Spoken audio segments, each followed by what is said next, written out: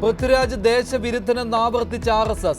Save Lakshadweep ക്യാമ്പയിന് പിന്നിൽ പ്രവർത്തിക്കുകയും ഹിന്ദുക്കളുടെയും ക്രൈസ്തവരുടെയും വിഷയങ്ങളിൽ മൗനം പാലിക്കുകയും ചെയ്തെന്ന് ഓർഗനൈസറിൽ വിമർശനം. പൃഥ്വിരാജിനെതിരായ ആക്രമണം ചെറുക്കുമെന്ന് മല്ലിക സുകുമാരൻ.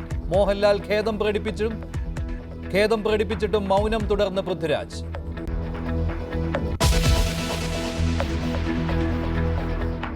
വഖഫ് ഭേദഗതി ബിൽ കേരളത്തിലെ MP മാർ പിന്തുണയ്ക്കുമെന്ന KCBC നിലപാട് സ്വാഗതം ചെയ്ത് കേന്ദ്രമന്ത്രിമാർ. ബില്ലിന് അനുകൂലമായി വോട്ട് ചെയ്യണമെന്ന KCBC വാർത്താക്കുറിപ്പ് പങ്കുവെച്ച് കിരൺ റിജിജു. അന്യായവും ഭരണഘടനാ വിരുദ്ധവുമായ നിയമത്തിനെതിരായ ആഹ്വാനമെന്ന് നിർമ്മല സീതാരാമൻ. വഖഫ് ബിൽ മതസ്വാതന്ത്ര്യത്തിനെതിരായ നീക്കമെന്ന് പാളയം ഇമാം.